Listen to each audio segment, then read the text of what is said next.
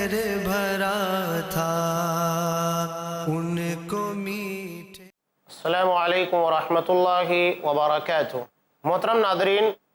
جن احادیث میں آپ صلی اللہ علیہ وسلم نے کامیابی کے روشن اصولوں کو بیان کیا ہے، وہ احادیث آپ کے سامنے انشاءاللہ میں پیش کرنے کی کوشش کروں گا۔ سب سے اہم حدیث، جس کے ساتھ کچھ اور اہم احادیث آپ کے سامنے آنے والی ہے، جسے حضرت امام ترمذی رحمۃ اللہ علیہ نے نقل کیا، پہلے اس روایت کو آپ کے سامنے پیش کر دوں۔ انتہائی اہم حدیث ہے جو نبی کریم صلی اللہ علیہ وسلم کی نصیحت اور آپ صلی اللہ علیہ وسلم کی امت محمدیہ کے لیے ایک واضح ہدایت کا مقام رکھتی ہے۔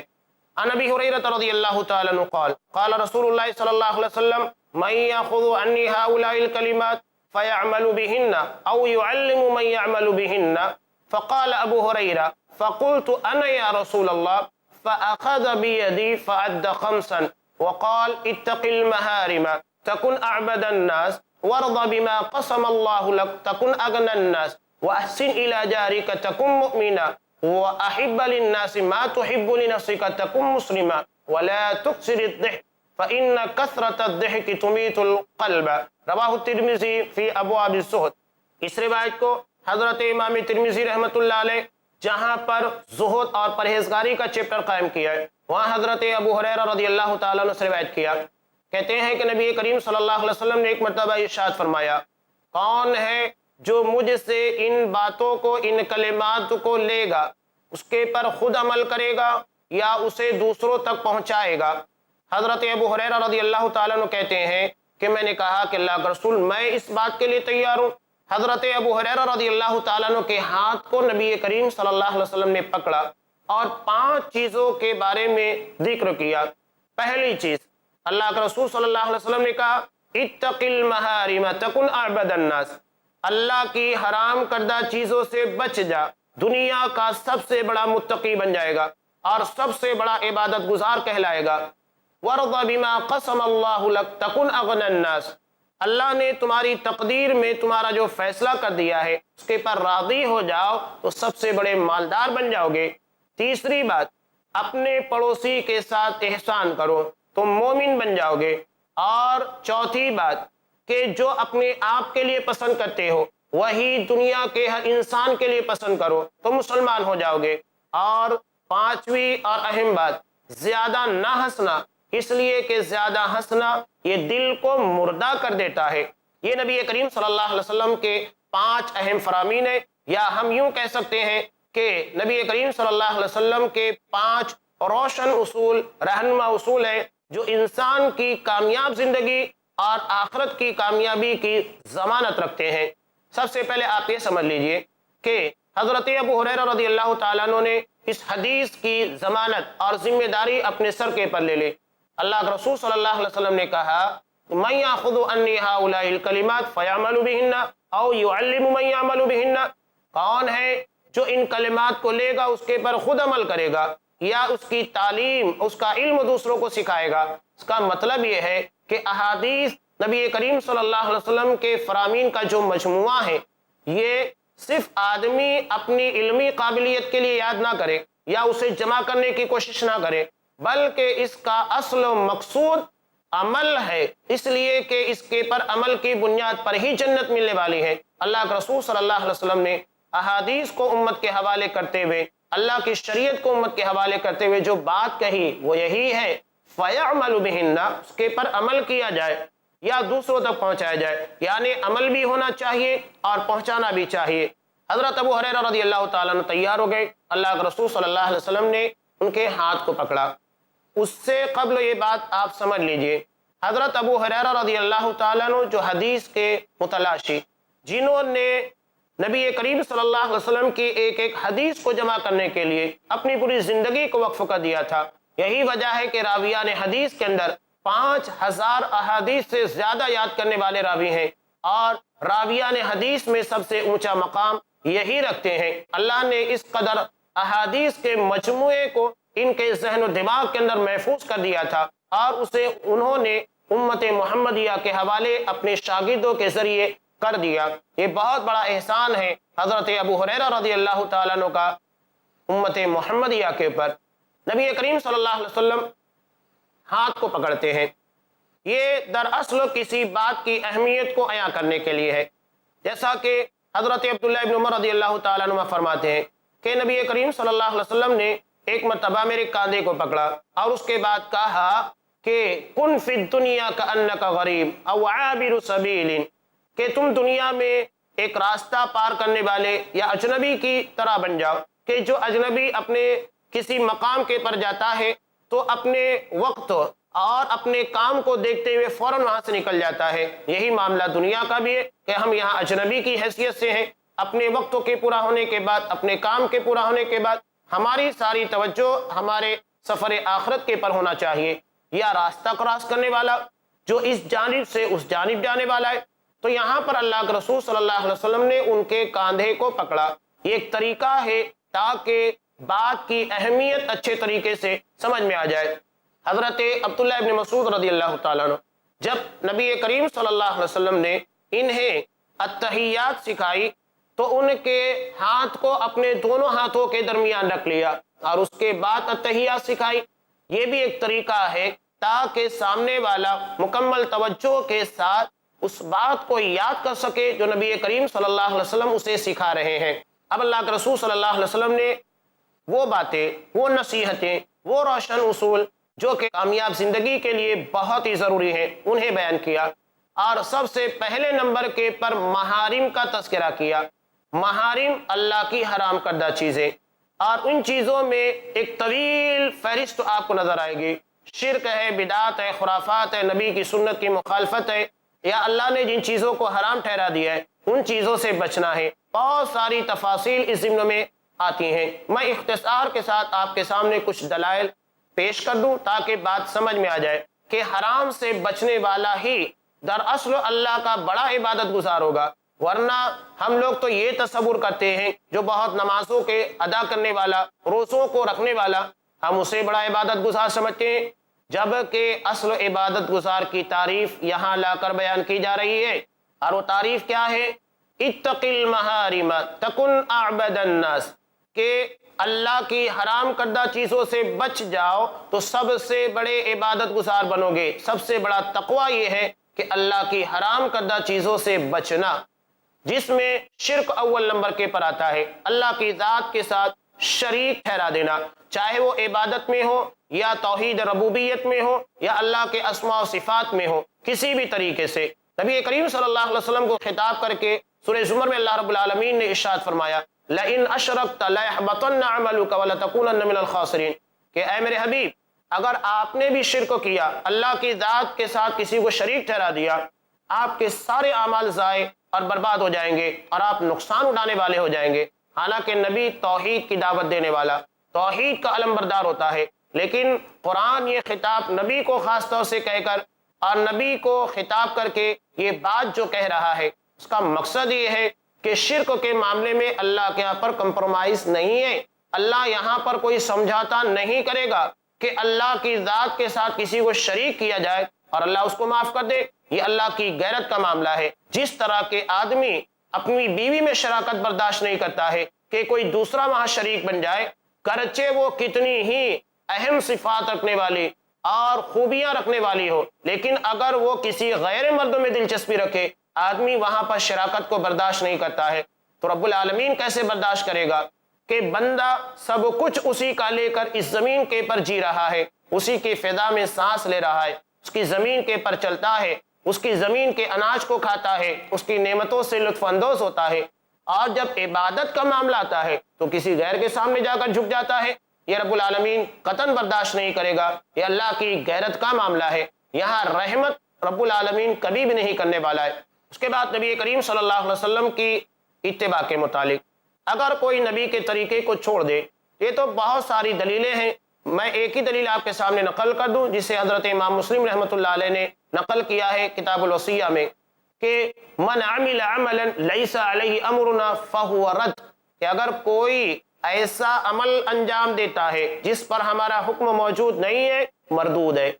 رب العالمین یہ نہیں دیکھے گا کہ تم نے کتنا کام کیا، وہ یہ دیکھے گا کہ تم نے کیسے کیا، یعنی جو ماڈل، جو اسوہ نمونہ رسول کی شکل میں نے تمہارے سامنے بھیجا تھا، یہ ساری چیزیں اس کی اتباع میں اور اس کے طریقے کے مطابق ہے یا نہیں، یہ دیکھا جائے گا۔ اس لیے کہ نبی اللہ کی ہدایت اور اللہ کے بتائے ہوئے اصولوں کے مطابق کام کرتا ہے، اور وہی ہمارے لیے نمونہ ہے اور اسوہ ہے، چاہے وہ عبادات ہو یا تجارت ہو یا دعوت و تبلیغ کے میدان ہو، ہر جگہ کے پر نبی کا اسوہ اور نبی کی اتباع کرنا، نبی کی زندگی کو سامنے رکھتے ہوئے آئینہ بنا کر اس کے مطابق اپنے آپ کو چلانا، یہ ہمارے لیے بہت ضروری ہے، ورنہ ہمارے اعمال کو ضائع اور برباد کر دیا جائے گا۔ اس کے بعد ان ساری چیزوں کے ہوتے ہوئے آدمی کو عبادات میں یا کسی بھی معاملے کے اندر اپنی نیتوں کو خالص رکھنا چاہیے۔ اگر نیتوں کے اندر اخلاص نہیں پایا جاتا ہے تو اللہ رب العالمین ہماری کسی عبادت کو قبول نہیں کرے گا۔ عبادت کی بنیادی شرط یہ آدمی شرک نہ کرے، اس لیے کہ شرک کرے گا تو سارے اعمال ضائع ہو جائیں گے، اور دوسری شرط یہ کہ نبی کی اتباع ہونا چاہیے، یعنی نبی کریم صلی اللہ علیہ وسلم کے طریقے کے مطابق، چاہے وہ عبادات ہو، نماز ہو، ذکر ہو، توبہ استغفار ہو، روزہ ہو، حج و زکوٰۃ ہو، ہر چیز نبی کی سنت کے دائرے میں ہونا چاہیے۔ تیسری اور اہم شرط، آدمی اخلاص کے ساتھ، یعنی اللہ کی رضا کے لیے، صرف رب راضی ہو، اللہ خوش ہو جائے، اس مقصد کے لیے نیکی کو انجام دے، ورنہ اللہ اس کی ساری نیکیوں کو ضائع اور برباد کر دے گا اگر اس نے ان نیکیوں کو اللہ کی رضا کے بجائے کسی اور کے لیے کیا۔ جیسا کہ ابو داؤد کی مشہور روایت ہے، من صلی یرائی فقط اشرک ومن صام یرائی فقط اشرک، کہ اگر کوئی شخص دکھاوے کے لیے اللہ کی رضا کے بجائے بندوں کو دکھانے کے لیے نماز پڑھتا ہے، روزہ رکھتا ہے، تو یہ نیکیاں ضائع اور برباد ہو جائیں گی، اور اس کے پر شرک کا دھبا لگا دیا جائے گا، اور ساری عبادتوں کو ضائع اور برباد کر دیا جائے گا۔ یہ ریاکاری کا، بدنیتی کا، اخلاص اور للہیت کے نہ ہونے کا نتیجہ ہے۔ اخلاص اور للہیت کے تعلق سے ایک بہت ہی اہم حدیث ہے جو سارے مسلمانوں کے لیے تنبیہ بلیغ کا کام رکھتی ہے۔ انشاءاللہ وقفے کے بعد میں اس حدیث کو آپ کے سامنے پیش کروں گا، جس میں مسلمانوں کے لیے بہت ہی زبردست موعظت کا سامان ہے۔ وقت ہو چکا ہے ایک وقفے کا، وقفے کے بعد انشاءاللہ دوبارہ ہم اپنی بات کو جاری رکھیں گے۔ تب تک کے لیے دیجیے اجازت۔ السلام علیکم ورحمۃ اللہ وبرکاتہ۔ انگاروں کو پھول بنایا،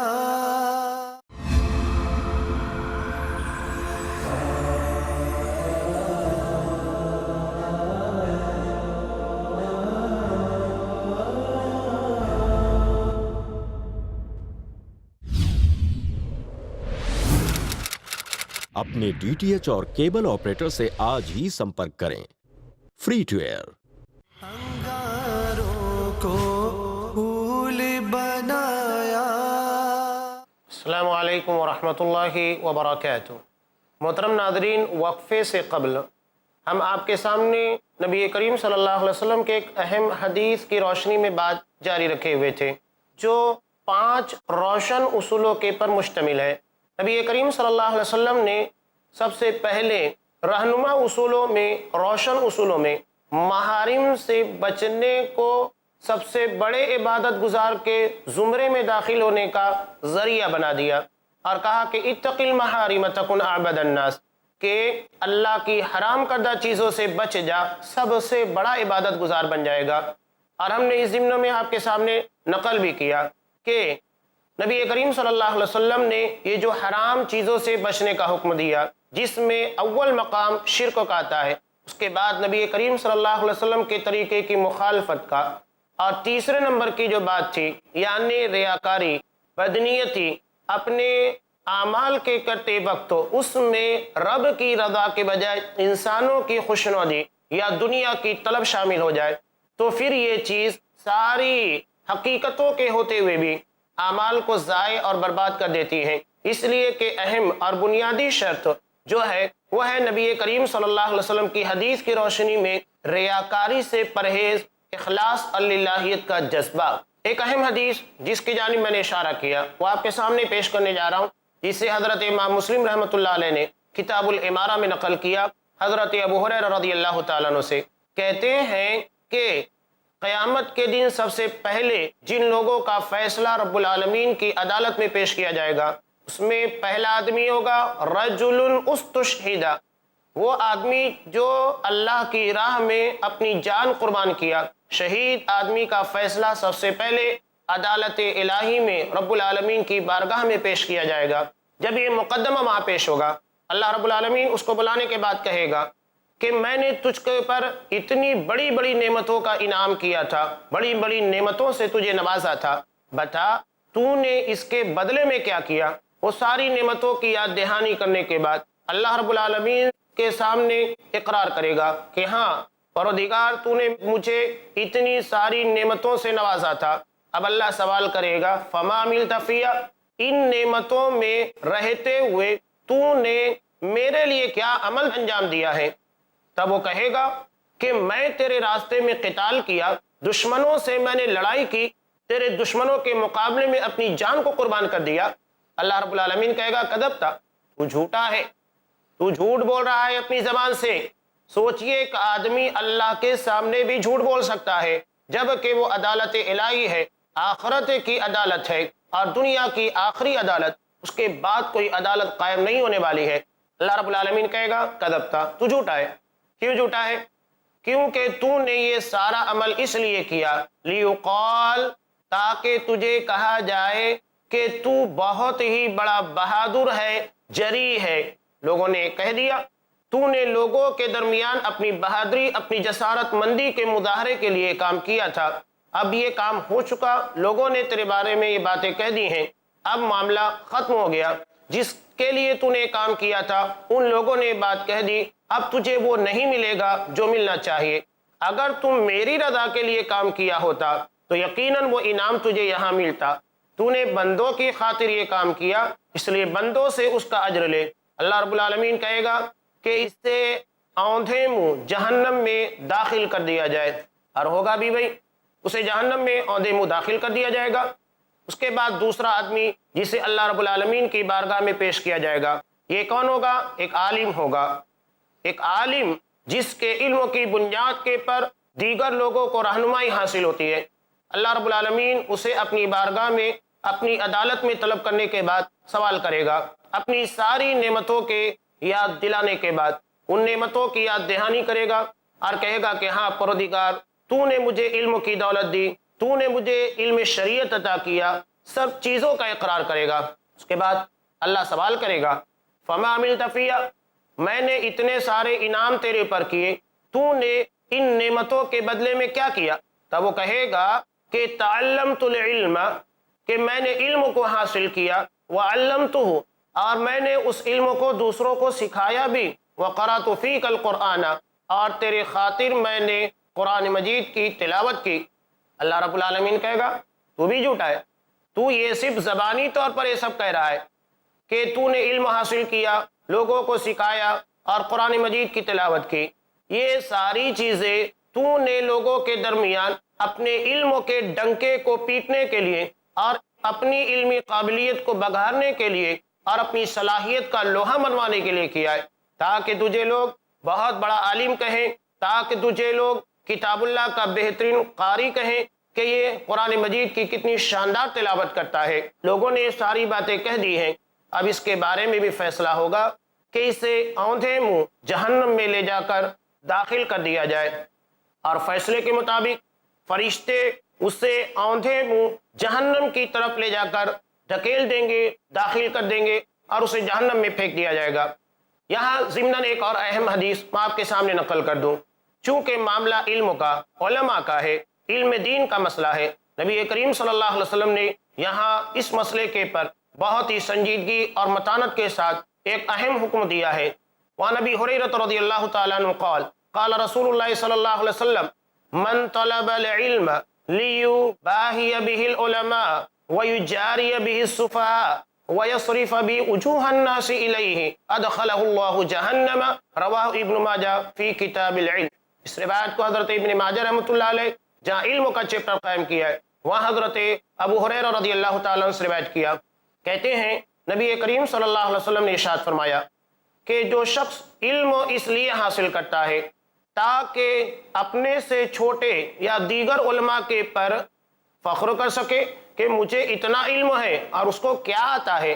اپنے علم کا دبدبہ، اپنے علمی روب کو دوسرے علماء کے پر جھاڑنے کی کوشش کرے، اور اس کے بعد وَيُجَارِيَ بِهِ السُّفَهَاءُ، جو کم علم ہے ان لوگوں سے بحث و مباحثہ کرے، اپنے مطالعے کا، اپنے علم کا روب ان لوگوں کے پر جاننے کی کوشش کرے کہ مجھے اتنا علم ہے، بتاؤ تم لوگوں کو اس مسئلے کے بارے میں کیا علم ہے، میں نے اس قدر مطالعہ کیا ہے، تم لوگوں کے پاس کیا علم ہے۔ یہ صفحہ جاہلوں کے سامنے بحث و مباحثہ کرتا ہے، اور عام لوگوں کے ساتھ اس کا رویہ یہ ہے وَيَصْرِفَ بِوُجُوهَ النَّاسِ إِلَيْهِ، اور چاہتا ہے کہ لوگوں کی توجہ اس کی جانب مبذول ہو جائے، لوگ اس کی جانب متوجہ رہیں کہ یہ کیا بولتا ہے، یہ کیا کرتا ہے، ہم اس کی بات کو سنیں گے، ہم اس کے ذریعے علم حاصل کریں گے۔ یہ چیز بڑی سنگین ہے، اس لیے اللہ کے رسول صلی اللہ علیہ وسلم نے کہا اگر کوئی اس لیے علم کو حاصل کرتا ہے رب کی رضا کے بجائے، لوگوں کی ہدایت کے بجائے ان چیزوں کو اپناتا ہے، ادخلہ اللہ جہنم، اللہ رب العالمین اسے جہنم میں داخل کرے گا۔ یعنی وہ علم شریعت جو لوگوں کو جنت کی منزل بتانے کے لیے اتارا گیا ہے، اگر اس میں اخلاص اور للہیت کا جذبہ نہ ہو تو یہی چیز اللہ کی رضا اور جنت کے حصول کے بجائے جہنم میں داخلے کا ذریعہ بن سکتی ہے۔ اس لیے اپنی نیتوں میں اخلاص پیدا کرنا بہت ضروری ہے۔ یہاں نبی کریم صلی اللہ علیہ وسلم نے علماء کے بارے میں کہا کہ قیامت کے دن علماء کے ساتھ کیسا معاملہ کیا جائے گا، کہ جن لوگوں نے اللہ کی خوشنودی اور رب کی رضا کے بجائے لوگوں میں اپنی علمی قابلیت اور صلاحیت کے لیے ان چیزوں کو استعمال کیا۔ اب اس کے بعد سماج کا ایک اور بڑا طبقہ اور معزز طبقہ، اس کے بارے میں اللہ رب العالمین کی عدالت میں مقدمہ پیش کیا جائے گا۔ وہ یہ ہوگا کہ ایک مالدار ترین آدمی کو لایا جائے گا، اللہ رب العالمین اس کو لانے کے بعد دنیا میں عطا کی گئی نعمتوں کا تذکرہ اس کے سامنے کرے گا، ان ساری نعمتوں کی یاد دہانی کرے گا۔ اللہ رب العالمین کہے گا کہ میں نے دنیا میں تجھے اس قدر نوازا تھا، دولت عطا کی تھی، مال و دولت تھا، ثروت تھے، ساری چیزیں میں نے تجھے عطا کی تھی، بتا تو نے ان نعمتوں کے بدلے میں کیا کیا؟ وہ کہے گا کہ میں نے جس راستے کے بارے میں بھی مجھے علم تھا، تحب ان ينفق فيها، کہ تو اس راستے میں مال خرچ کیے جانے کو پسند کرتا تھا،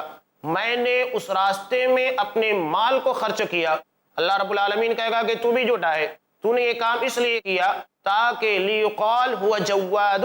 تاکہ لوگ کہیں گے بڑا سخی ہے، بڑا فیاض ہے اور بہت مال اللہ کی راہ میں خرچ کرتا ہے۔ اب لوگوں نے یہ بات کہہ دی ہے، اب معاملہ ختم ہو گیا ہے، یہ کام تم نے لوگوں کے لیے کیا تھا، میرے لیے نہیں کیا، اب لوگوں کی طرف سے داد و تحسین تمہیں مل چکی ہے، اب جہنم کے راستے کی طرف لگ جاؤ، اسے بھی جہنم میں داخل کر دیا جائے گا۔